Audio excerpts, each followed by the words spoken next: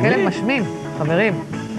בעיקר, האמת היא, זה גולדן, וגם להם בעיקר יש נטייה להשמנה, אבל מסתבר שכדי למנוע את בעיות ההשמנה אצל כלבים, איך לעזאזל כלב משמין? זאת אומרת, טוב, אוקיי. יש עכשיו תרופה חדשה של חברת פייזר, שנקראת סלנטרול.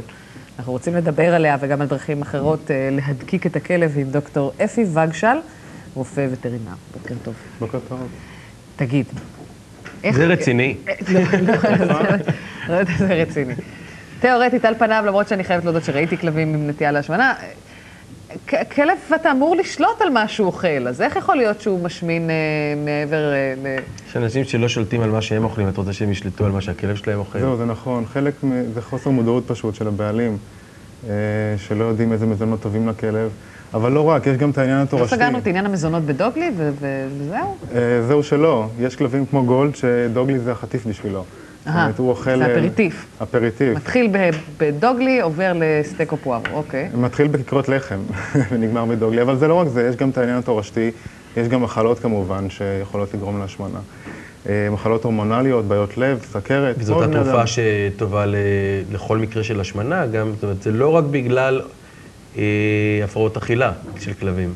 התרופה הספציפית הזו, אני מאמין שזה, פייזר זה חברה ענקית, אני מאמין שזה שהוא שלב בניסיונות שלהם לפתח אולי תרופה להשמנה אצל בני אדם, כמובן השוק הרבה יותר גדול מאשר שוק הכלבים, אבל גם בכלבים, גם בישראל, יש בישראל 500,000 כלבים, מתוכם 30-40% סובלים מהשמנה. אצל גוד לא ניתן לדעת שהוא שמן, זאת אומרת, הוא נראה כלב נחמד ובריא, אבל הוא סובל, הוא 50% מעל המשקל שהוא צריך לשקול. העניין מתחיל בזה שאנשים מתייחסים באמת לכלב כאל איזה חיית מחמד זה נקרא. מה זה מחמד? כל היום אתה משחק איתו. חמוד, קח שוקולד. זה... אבל טוב, בגודל... כלב זה לא מה שהיה פעם. נכון. מה שמדהים זה שבאמת יש עלייה מתמדת בכמות הכלבים שסובלים מבעיות השמנה, נכון? כן, זה נכון. בעיקר בארצות הברית גם, במקומות שבהם בני אדם משמנים, לוקחים את הכלב איתם. גם, אבל לא רק.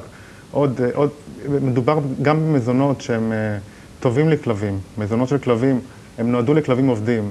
והאורח החיים המודרני שלנו הוא כזה שהכלב רוב היום בבית, יושב ומחכה שנחזור מעבודה, ושאנחנו חוזרים עייפים מהדבר, אנחנו עושים לו סיבוב פיפי קקי והביתה. והוא לא הוציא מספיק אנרגיה, כמו שהיה צריך להוציא יחסית למזונות שהוא אוכל. ולכן גם כלב שאוכל את המזון שלו, שהוא בסדר, עדיין יכול לסבול מעודף משקל. איך קראו לכלבים האלה שהיפנים המציאו? את זוכרת את המכשירים האלה תמגוצ'י, מה? תמגוצ'י זה נקרא? כן. כלב לבטריות. לא, אבל אני חושבת אם הכלב לא עושה מספיק פעילות גופנית, הוא לא עלול להיות מדוכא. לאו דווקא מדוכא, הוא לא מודע לזה שהוא לא עושה מספיק פעילות גופנית. זה אורח החיים שלו והוא רגיל אליו. אבל בידינו, אני מכיר הרבה כלבים שיודעים לפתוח דלתות, אבל מקררים עדיין לא. ואם לא מדובר בבעיה בריאותית, אז בידינו הפתרון בעצם, גם חוץ מהתרופה הזאת, באמת, איזה פתרונות נוספים יש?